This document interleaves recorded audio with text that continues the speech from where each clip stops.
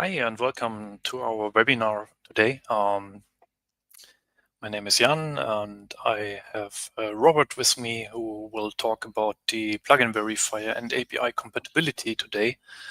We have the chat open, so we are happy to take your questions. We will answer them either during the webinar or more probably at the end of the webinar during a Q&A session. We will record this webinar, so if you want, you can go and rewatch it later at any point. And with that, hello, Robert. Maybe you want to introduce yourself a bit. Yeah, hi, thank you. I hope you are all doing great. I am a developer on the Plugin Verifier, and I'm going to talk about the Plugin Verifier, what is the role of this tool within the process of the plugin verification, and most importantly, how it can make your life and our life easier when expecting and maintaining the quality of the plugins. I will be expecting that all of us are either plugin developers or aspire to be a plugin developer. And whenever a plugin is developed, my question would be, as a plugin author, will JetBrains Marketplace publish my plugin? Because my plugin should go to the world and be accessible to other users of the IDE. So how should I achieve that? How should I be sure that the JetBrains Marketplace will accept my plugin and make it available?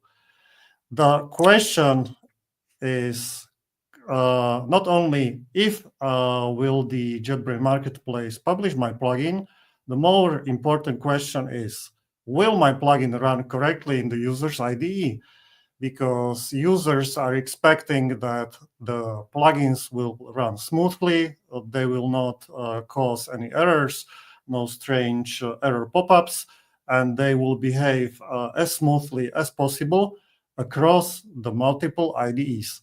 So Plugin Verifier should make sure that any plugin that's published on the JetBrains Marketplace is behaving as correctly as possible. Now, what is actually an IntelliJ plugin from the technical point of view?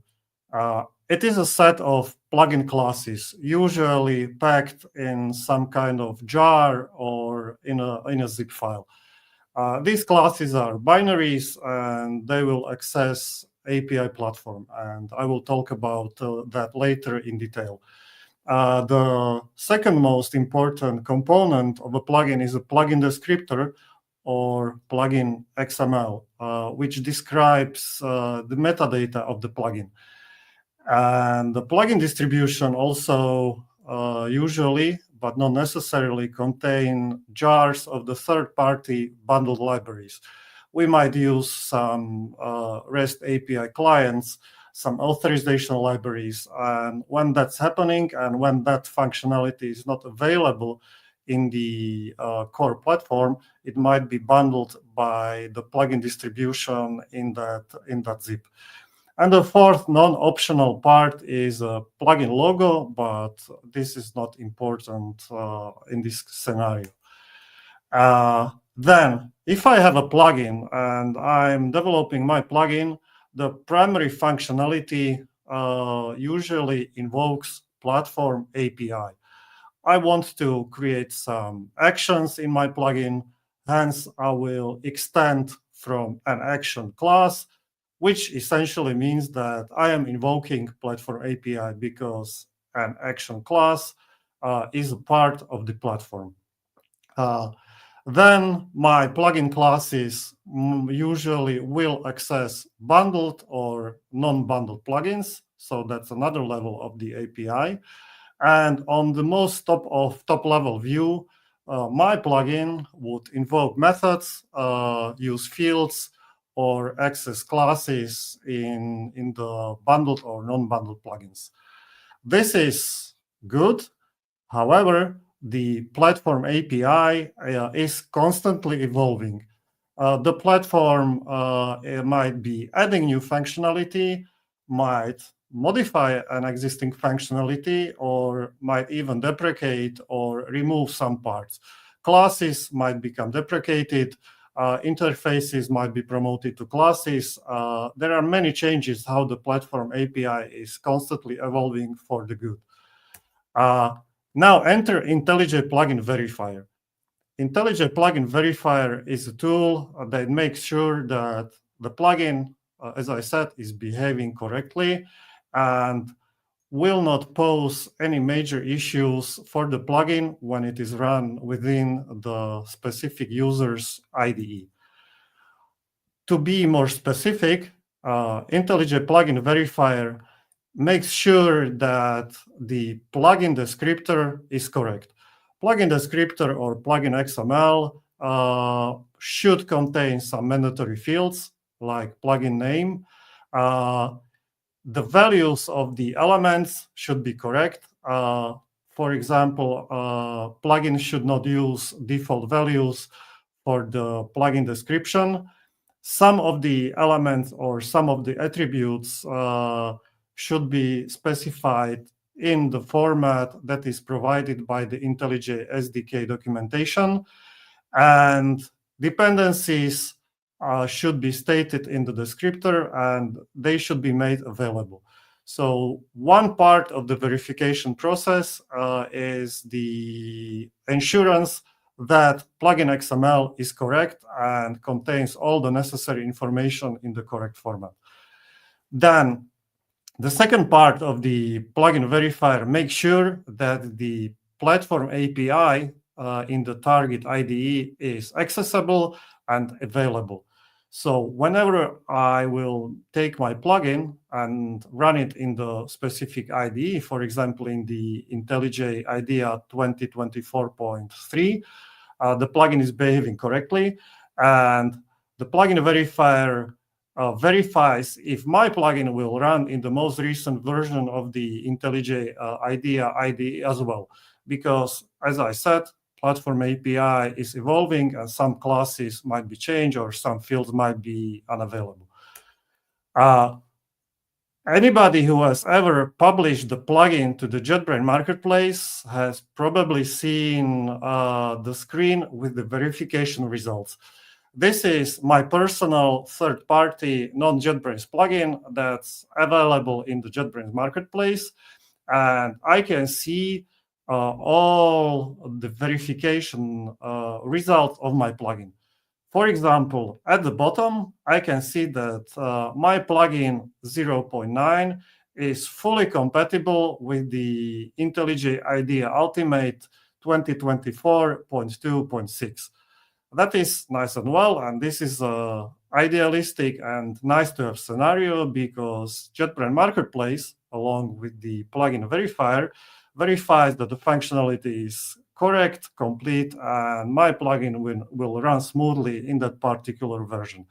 However, as the platform is evolving, my plugin will start having issues. For example, until 2024.3.5, my plugin is compatible, but suddenly it is using scheduled for removal API, which means that somewhere between 2024.2 and 2024.3, platform has evolved, and my plugin should consider if my API usage is correct, and probably it should fix it. Now, in the 2025.1, problems start to be more severe. My plugin is essentially incompatible with the 2025.1. It's got two compatibility problems, and the JetBrains Marketplace shows in red that the actual usage of the plugin might be complicated. If I click on any detail, like on my plugin verification results against 2025.1.1.1, I see that there are two compatibility problems, which are quite problematic. One, orange usage of scheduled for removal API. This means that me, as a plugin author, should really consider updating my plugin or consider my plugin to be free of the problems that JetBrains Marketplace has shown me. It is very important that these results that every author of the plugin observes on the JetBrains Marketplace are provided by the IntelliJ Plugin Verifier. The plugin verifier on the marketplace is a quality gate. This means that whenever a plugin becomes incompatible, it might be set as incompatible with a specific version of the IDE. Broken plugins might even be unlisted by the JetBrains Marketplace administrators, because severely broken plugins or plugins that have lots of compatibility issues probably will be problematic when available and when being run within the IDE. The most important thing to consider for the plugin authors is that the plugin verifier is automatically run on each plugin upload. So whenever I will publish any new version of my JWT token analyzer, for example, if I will release 0.20, JetBrains Marketplace will run plugin verifier and emit a new set of compatibility results. So it is really important to be sure that every plugin upload is as much free of compatibility issues as possible. On top of that, JetBrains Marketplace runs plugin verifier on all plugins whenever new compatible IDE release is on the horizon. This will allow authors to make sure that their plugins will be compatible with the upcoming version. To put it simply, plugin verifier is really an important part of the plugin publication process, because it will prevent issues from showing up in the production or in the IDE. How should I run the plugin verifier without help of the JetBrains Marketplace? Somebody might ask, because one of the simplest scenarios is to take a plugin, try to publish it, observe the results, and mitigate them. However, these round trips might take lots of times, and therefore, plugin verifier is able and available to be run locally. It is very strongly recommended to integrate plugin verifier in the development process to test every plugin before publication by the plugin verifier, and probably even to consider the integration with the local CI/CD continuous integration and continuous delivery runs, because this will save the plugin authors round trips to the JetBrains Marketplace and back. Now, what are the standard issues that plugin verifier will detect when accessing plugin APIs? Deprecated annotations. Usually, some API within the platform might become deprecated, so we check for the Kotlin and core Java deprecated annotations.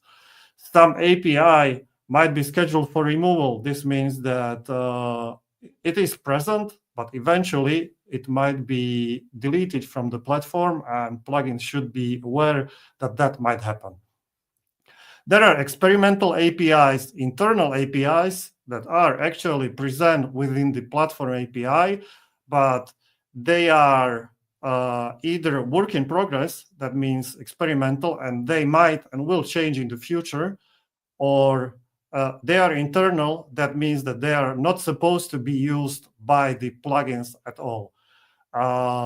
Internal APIs are usually put on the methods that cannot be restricted by the visibility modifiers like protected or private, but they are really not supposed to be used by the third-party plugins. And one of the recent addition is the override only. This means that the API is there, but it is not supposed to be invoked directly by the third-party plugins, but they are able to be overridden by the subclasses or implementations of the interfaces. So the plugin verifiers is checking for the access of the fields, methods, and classes, that might contain one of these annotations and will emit warning when one of the scenarios will happen. Now I will create a short demo that will show how to run the plugin verifier, how to observe problems when accessing internal platform API, and how to run the plugin verifier locally. So I have prepared a very simple plugin that has been created by the new project wizard. And I will go through the set of Git commits that will speed up the actual implementation of this project. So this is a very bare bones project based on Gradle build. And this project is using IntelliJ platform Gradle plugin, which is the recommended way to develop IntelliJ plugins these days, because it will provide lots of construct within the Gradle build that will make the life of everybody easier. And I will show the very bare bones plugin descriptor, plugin XML, that has been automatically generated by the wizard. As we can observe, it contains some values that are not simply correct. The red underlinings are provided by the Plugin DevKit plugin, and Plugin DevKit plugin and IntelliJ Plugin Verifier work hand in hand to make sure that the plugin is correct. Plugin DevKit is available as a plugin within the IDE, and Plugin Verifier is a standalone tool. Some of the warnings, like must not contain template text IntelliJ or must not contain template text plugin, are reported both by the Plugin DevKit and by the Plugin Verifier, which I can display immediately, because what I will do now is that I will run a task provided by the IntelliJ platform Gradle plugin, verify plugin signature, and this task will verify the correctness of the plugin descriptor. So I will run the verify plugin structure, and what I see is that plugin verification failed. What went wrong? We can easily imagine what went wrong. The plugin descriptor contains multiple plugin errors. Plugin verifier now reports that we have 3 issues. Please ensure that the description is not equal to the default value, vendor is not equal to the vendor value, and vendor URL is not equal to the vendor value. If I would try to publish my plugin in this state of affairs to the JetBrains Marketplace, it will be immediately rejected and it won't be even published, because my plugin does not comply with even fundamental expectations. So what I will do now, I will try to fix these errors, and my numbers of the issues will go away. So what I did is I have renamed my plugin to something that's more proper. I have updated my vendor URL and my vendor name, and I can run my verify plugin signature again, and I see that everything is in the correct order. So this means that my plugin is, from the descriptor point of view, correct and complete. Now, what would I do now? This was fun and games, but my plugin is completely empty. It is not exposing any classes. It doesn't have any actions. It is just a bare bones empty plugin. So what I would do now is I would add an empty action. So my plugin would do at least something. I have very quickly created an action element. This is a standard procedure when developing plugins, and I can show my empty hello world action. My plugin is essentially calling a platform API, an action. And what I would do now, I will intentionally create a API call that's not correct. Suppose that I am developing a plugin and somebody has told me that accessing a project instance would be achieved by accessing the data context and accessing a method getData that would provide me an instance of the project, so I can do some stuff. Suppose that I have read an outdated documentation, or my friend has suggested me that the best way how to access the project would be to call the method getData and use the constant context .projects. This is a good scenario. However, when I will try to run the plugin verifier, I will get multiple errors. So what I will do now, I will run another task, verify plugin, that would report issues of my plugin and the invocations of the platform API. Now, what I see that I have tried to run this verification and an error is shown. No ID resolved for the verification with the IntelliJ Plugin Verifier. Why is that happening? The thing is that in the build Gradle script, I need to do a little bit of configuration to make sure that the IntelliJ platform Gradle plugin is aware of the plugin verifier. Now, what I should do, I will add a new extension functions into the IntelliJ platform element, and this is plugin verification.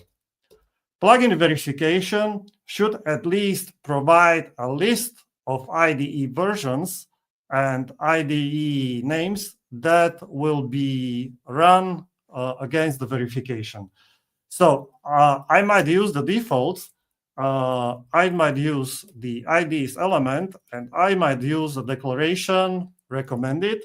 This means that IntelliJ platform Gradle plugin will automatically decide which version of the IDEs should be used in the verification process. So now when my declaration of the extension function is available, I might try and rerun the verification process. So I will do that. IntelliJ platform Gradle plugin is invoking the verification process. And now what I see, the IntelliJ plugin verifier in the last version is being run against my plugin.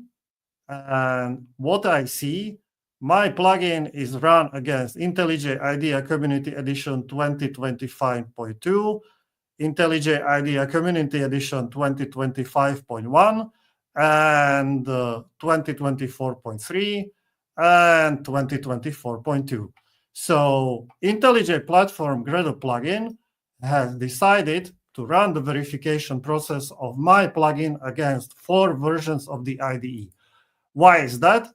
Because I have declared that my plugin is compatible since version 2024.2. So I need to be made sure that my plugin will run properly in 2024.2, 2024.3, 2020.1, and the upcoming version, which will be 2025.2. Now, let us see how the verification process went and if my plugin is actually compatible.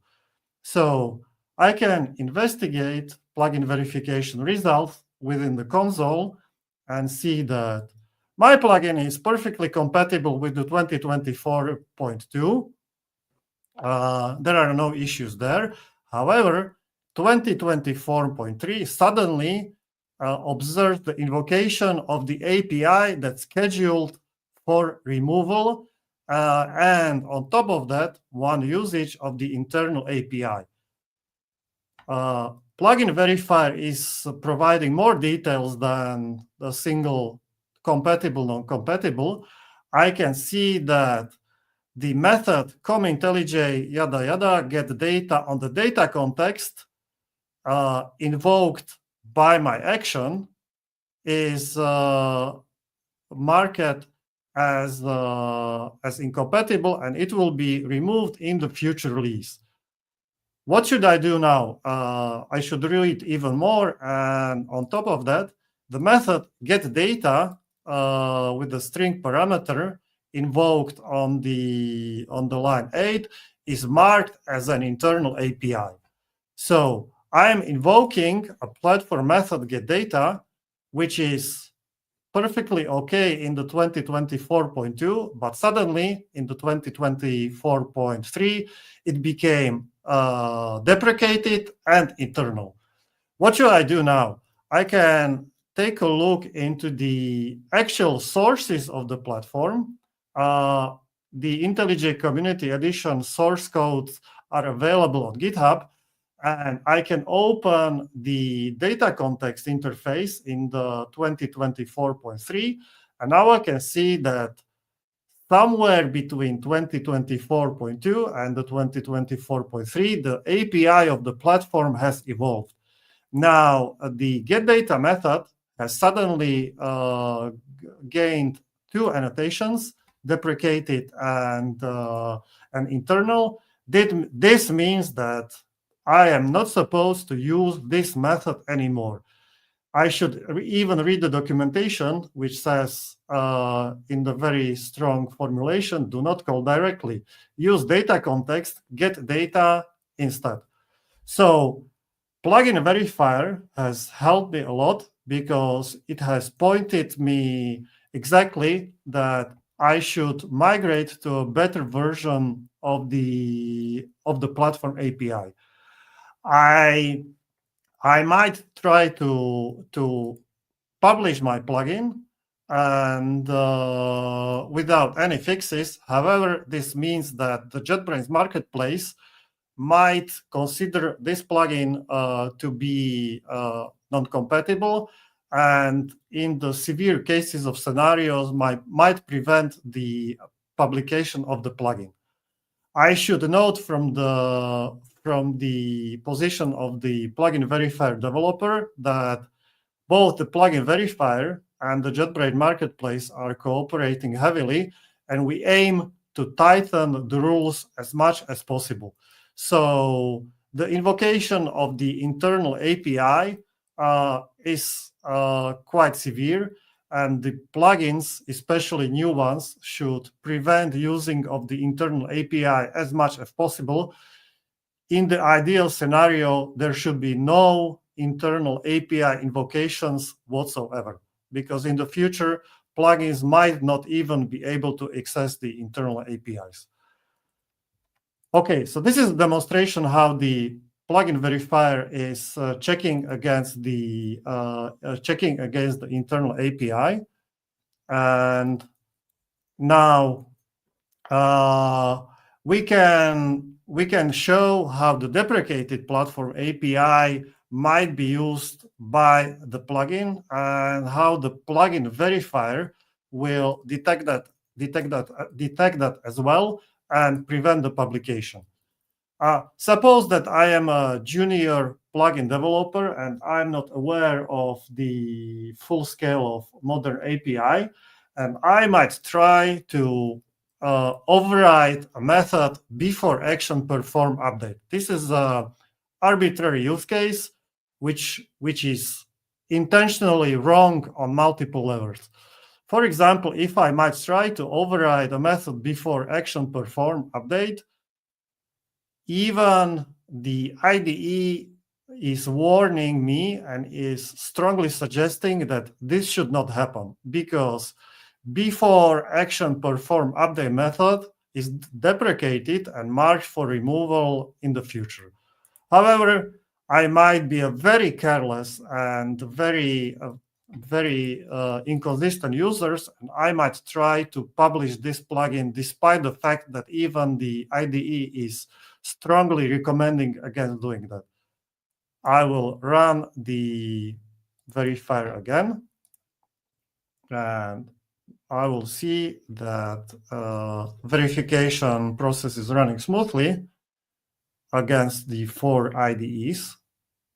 And eventually, I will see the verification results. So first verification has run completely. Second, third, and fourth one is soon to be done. And now I can see that the 2025.1, the most recent release version, has 3 deprecated usages, because before action perform update is deprecated, and it is even overridden as a deprecated method. And the second issue is the invocation of the parent method, which is deprecated as well. So this is a scenario where I should really consider if it is necessary to use this method in my plugin, and I should try to find a replacement for this method. For example, I can take a look into the documentation within the IDE, and the documentation of the method says it is override only, it is deprecated, and this is a part of the dropped contract. Drop it as soon as possible and move the required code to the action event. So as a responsible plugin author, I will try to adapt my project and remove that so the plugin verifier is not complaining. Now, the third scenario that might happen is when my plugin is using an incompatible platform API. I will show a third and last demo how the plugin verifier will prevent me as a plugin author from using the API that might become incompatibly changed when the platform API evolves. Suppose that somebody, either a search engine or probably an old model of the AI or my confused friend, has advised me that in order to access some constant from the XML element type, for example, XML content any will be used by my plugin for some unspecified reasons. For example, my plugin will use a constant from the platform API, it is not important what that constant does. I would just like to showcase the actual usage. Now I will try to run the verification again. So I'm running verification, and we can expect that probably my plugin will be compatible or will be completely incompatible. We don't know, but we have a plugin verifier to check. So let's wait a few seconds. Meanwhile, one of the part of the development process on the plugin verifier is to improve the running times of the plugin verifier. So we try to speed up the verification process. What has happened? Plugin verifier, working in tandem with the IntelliJ Platform Gradle plugin, has discovered that there are compatibility problems. Compatibility problems detected against the specified IDE version. Check plugin verifier report for more details. So let me do that. I will scroll up a little bit, and I will see that version 2025.1 has one compatibility problem on top of that. Let me have a look at that compatibility problem. Access to an unresolved field, IntelliJ PSI XML content any. My first question as a plugin author, what happened in the previous version? So I will check the compatibility results for the previous version. 2025.2 is incompatible as well, because that's even a newer version than the 2025.1. However, 2024.2 is compatible, and 2024.3 is compatible as well. So I will go back to the last version that's incompatible, and 2025.1. And what has happened? So the access to unresolved field is not there. In this kind of scenario, a good advice is to go to the documentation of the IntelliJ platform plugin SDK and to check for the list of incompatible changes in the IntelliJ platform for the specific version. I will scroll down a little bit, and I might discover that there is an entry that says that class XML element type no longer extends IntelliJ PSI XML token type. I will go back to my source code, and I see that XML element type. I will go back to the documentation. XML element type no longer extends XML token type. There has been an incompatible change by the platform API, and I am advised by the plugin verifier to fix this issue. How to fix that? There are many ways how to work around this issue. I might take a look into the parent type, or I might investigate in depth how should I make my plugin compatible with all these versions.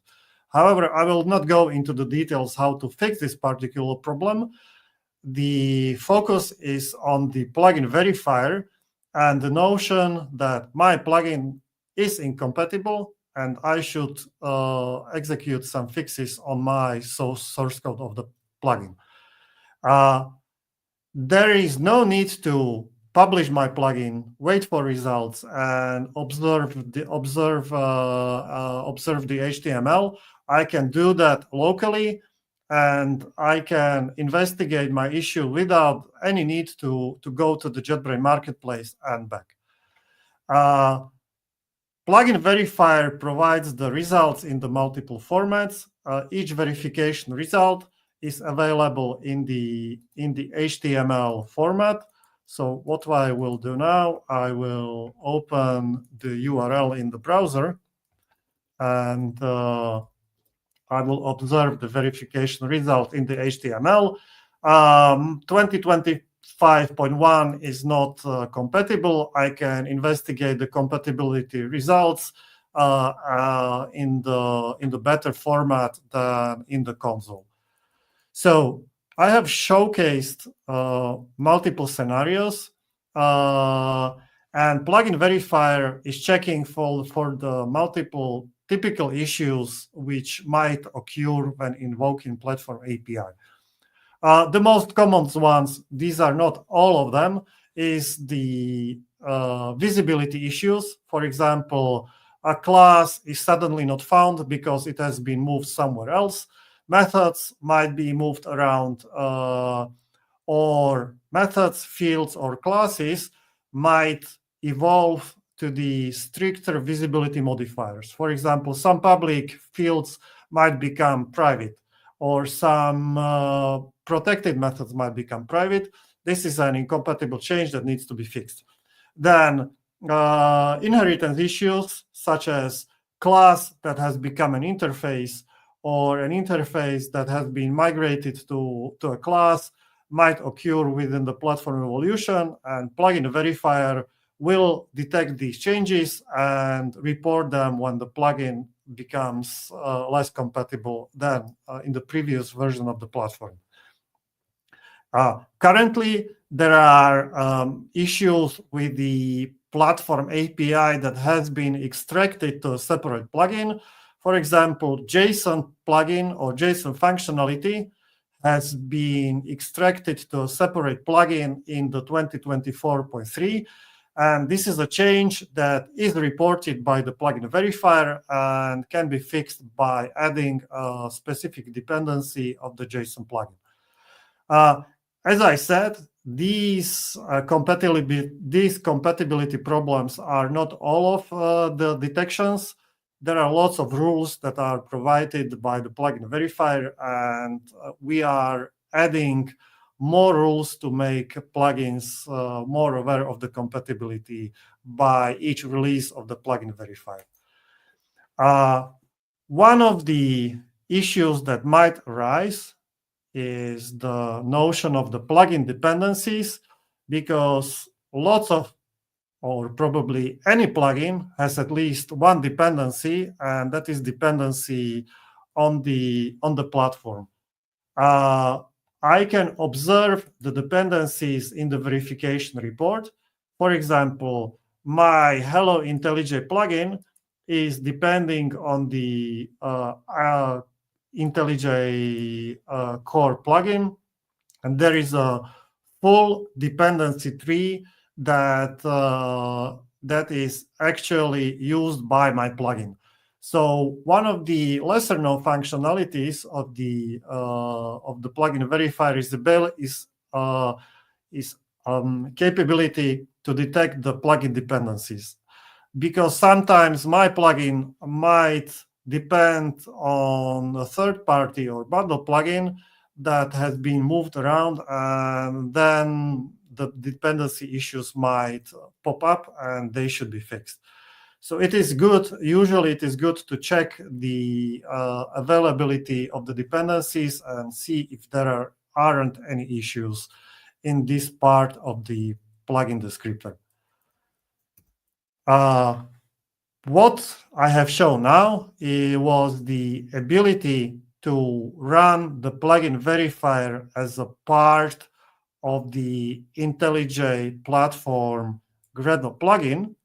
However, the plugin verifier is able to be run as the standalone tool without any need to set up the build descriptor or to use the Gradle distribution. So I can download the plugin verifier distribution and run it locally. I will try to quickly showcase this scenario. What I have done is I have downloaded the plugin verifier distribution from the Maven Central. This is one way how to do it. The other way how to do it is to go to the GitHub repository and download the plugin verifier as a standalone tool from there. So this jar is the standalone executable jar that might be downloaded and executed either locally or as a part of the CI/CD platform. I have created a simple shell script so I can run my plugin verifier, and there are multiple commands that can be executed by the plugin verifier. But for the plugin authors, the most important command is the check plugin command that will take two parameters. One is the plugin distribution, I mean the result of the build of my plugin. And the second parameter is the specification of the IDE. I can either provide a full path in the file system to any IDE that will be used as a target, or I can use a special trick, latest release, that will try to download the most recent versions of the IntelliJ IDEA and verify the plugin against that release. So what I will do now, I will try to run the script and to see how the plugin will behave. So let me do that. And this is an example how the plugin verifier will download the most recent version of the IntelliJ IDEA. This is Ultimate 2025.1, and the verification results will be shown in the console. This is exactly the same output as we have seen before when running with the IntelliJ platform Gradle API, and I can see the verification report as well. So this will be probably the very same verification report that that we have seen before.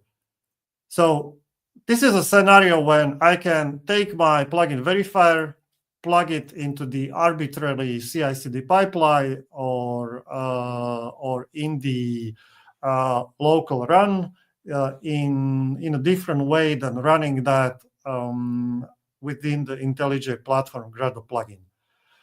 One way or another, it is very strongly recommended, and I am fully following this advice that the plugins should be verified before publications in the local runs or in the CI/CD runs. This will save the time of us as the plugin developers. This will save the round trips to the JetBrains Marketplace, and as I said, this will make life of everybody easier, because as the plugin author, I can quickly run my plugin verification, see issues, fix them, and it is much way quicker than publishing and waiting for the approval or rejection. So again, I am strongly recommending to use the plugin verifier when going to the publication process. The fundamental command is a check plugin. Now, Plugin Verifier is running as an engine within JetBrains Marketplace. The exact engine can be run locally, so there is, let's say, almost one-to-one correspondence between capabilities of the Plugin Verifier running on the Marketplace and Plugin Verifier running locally. There is one specific rule that JetBrains Marketplace might sometimes use the older version of the plugin verifier than the most recent published ones, but we try and strive to keep these two versions aligned. We are working on the gradual tightening of the verification rules. So new rules are constantly being introduced to make sure that the plugins are compatible. But there are scenarios when the retroactivity issues might happen. For example, there was a rule introduced sometimes in the last year that said that plugin IDE should not contain the specific words like JetBrains or IntelliJ IDEA. We all know that the plugin IDE, plugin identifier, plugin ID cannot be changed, because essentially that means that the plugin will start anew. Therefore, there is a ability to recognize new plugins versus existing plugins on the JetBrains Marketplace. Plugins that have a long running history, that have many versions and are available in the since quite a long time, might be tested with the more relaxed rule set than the new or fresh new uploads. However, please do try to implement as much rules and to make your plugin as much compatible as it is possible. Sometimes it might happen that some of the rules cannot be actually actioned by the existing plugins. In those scenarios, some rules can be muted in the local runs. As I said, there was a new rules that was introduced sometimes in the last year that the plugin name should not contain a specific names. We all know that the existing plugins have well-established names, and these names cannot be easily changed by the third-party plugin authors. In those cases, we can use CLI switch -mute to suppress a specific verification rules. This does not apply to all verification rules. Only the specific ones can be explicitly muted, and this is documented on the IntelliJ Plugin Verifier README in the GitHub repository. Alternatively, there is the other way how to do that within IntelliJ Platform Gradle Plugin, and this is to use a free ARX version with the list of CLI switches. And this is the way how to mute specific rules for the existing plugins. Again, this should not and must not be used by the new plugins or a new functionality. This is kind of a way how to prevent or work around the retroactivity rules that literally cannot be actioned by the existing plugins. And on top of that,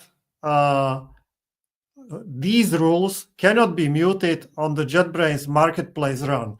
So if I try to be a smart plugin developer, and I would think that muting some of the plugin rules will cause the muting on the JetBrains Marketplace, this won't happen because JetBrains Marketplace is more stricter, and there is no way how I can work around a specific plugin compatibility issues when this is done on the marketplace side. So again, Plugin Verifier is a quality gate, and JetBrains Marketplace is making sure that the plugins are compatible. If they are not, the plugin authors should and have to adapt.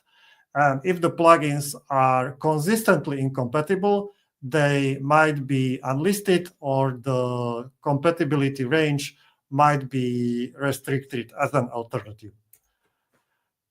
Okay, so this is generally a high-level overview. Where should I go for the further advice as a plugin author? There is a documentation on the plugin compatibility verification on the IntelliJ SDK platform documentation. We advise to visit and register at the JetBrains platform forum at the platform.jetbrains.com, where the plugin verifier has a dedicated section when the support or questions can be asked. The usual questions that are asked is about false positives, because sometimes plugin verifier might report issues that are not the issues with the third-party plugins, but they are issues with the missing functionality or not available functionality of the plugin verifier. And the last place where the development happens is the GitHub repository. IntelliJ Plugin Verifier is an open source project which is available on the GitHub, and we heartfully welcome any contributions or any potential pull requests that we can review and implement in the verifier source code. How to summarize that?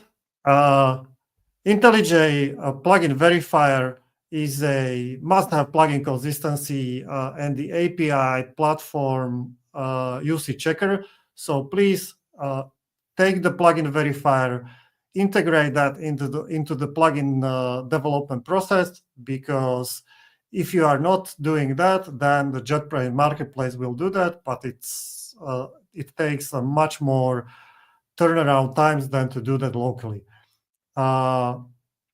The plugin verifier is easily integrated with the IntelliJ Platform Gradle Plugin, and it is a tool that can be used as a complement to the plugin dev kit. However, I will note that the plugin dev kit is able to detect issues against the specific target IDE, whereas the plugin verifier will check the compatibility against multiple versions of the multiple platforms. Thank you very much. If there are any questions, feel free to ask in the chat. Back to you, Yann. Yeah, thanks, Robert. Indeed, we have a couple of questions and just a few minutes left, so let's get straight to them. The first question from Dimitri: is there a way to ignore a verifier problem except asking the support team to release a broken version? I think you mentioned how to mute problems locally, but you also mentioned that the behavior on Marketplace will be different, right? Yes. There are two recommended ways how to mute problems. One is to use the -mute CLS switch that I have showcased. There is another very specific switch in the documentation that can be used to mute the specific problems. However, the recommended scenario is to address those compatibility problems on the side of the plugin source code, because sometimes it's hard to observe which problem is a false positive or which problem might be a serious issue. So please do not try to mute the problems as a way how to work around the issue. Yeah, and yeah, if you have problems which you don't know how to solve them, then please go and ask on the platform forum. Okay. We have two questions which are, I think, related. Is there a way to skip setting the IDEA version until build attribute to avoid limiting the max version? Or does the verifier enforce its usage? So the first sentence, yes, you can set the, well, you can basically leave away the until build attribute completely in your plugin XML. And I don't think that it's a required attribute from the plugin verifier side of things, right? Because technically we only need the since build attribute, I think. Yes, the anti-build attribute is not mandatory, and we have seen that in the demo that my plugin has since build, but no until build. So yeah, that's that, and we have seen that the IntelliJ Platform Gradle plugin has automatically observed that there are 3+1 EAP version that should be checked. Yeah. Okay, somewhat related question from the same user. Is there any plans to automatically extend the maximum supported IDEA version for plugins in the light when plugin authors are maybe not maintaining the plugin anymore? I think there are such plans that we are discussing right now.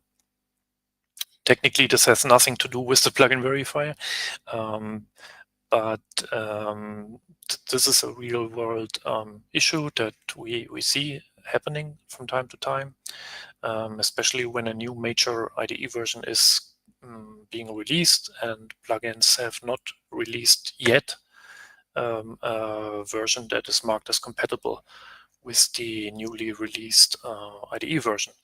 So the general advice maybe would be for plugin authors to think if they can avoid using the until build attribute altogether in their plugin to prevent such issues for their users.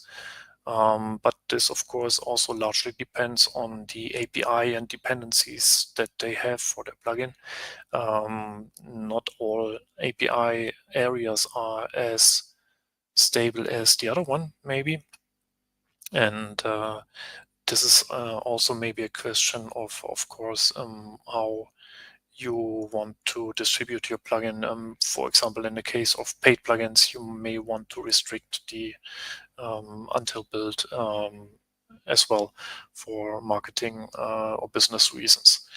But yes, in general, I think it's a good idea to really consider not setting until build unless you definitely know that you're going to need it for some reason.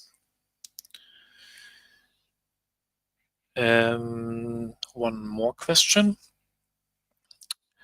when the verifier verifies against every release, or let's say against every release that the Gradle plugin or you have configured to check against, do I need to have them all installed on my machine? The answer is you don't need to explicitly install them on your machine, because the IntelliJ Platform Gradle plugin does that on your behalf. So this is the functionality of the IntelliJ Platform Gradle plugin, not by the plugin verifier itself, but IntelliJ Platform Gradle plugin will automatically download and cache the ID distributions and use them as a verification target. However, when doing that without IntelliJ Platform Gradle plugin, and when doing that from the CLI or from the CI/CD, these IDs have to be downloaded and untarred or unzipped somewhere. So this is the way how it works in the standalone runs. Maybe one note here that this, of course, can take considerable disk space depending on how many target IDEs you're going to verify against. And I think on the free level of GitHub actions, the disk space is quite limited, I think. So you might run into problems there, or you will need to somehow chunk or separate the verification process to accommodate avoiding these limits set by GitHub. All right, so as far as I can see, we have covered all the questions that we got during the webinar. And we have finished right on time. If there are any more questions, please do not hesitate to put them in the comments on the YouTube video, because we are going to watch it and try to answer them. And of course, as Robert said, the best place to get support is the platform forum, where Robert will also hang out personally to answer your questions. All right, so that's all for today. Thanks again, Robert, for this very extensive deep dive into the plugin verifier and what plugin authors should or really must do about using it. Goodbye to all our users and watchers for today, and see you around on the platform forum then, or until the next one. Thank you very much. Take care.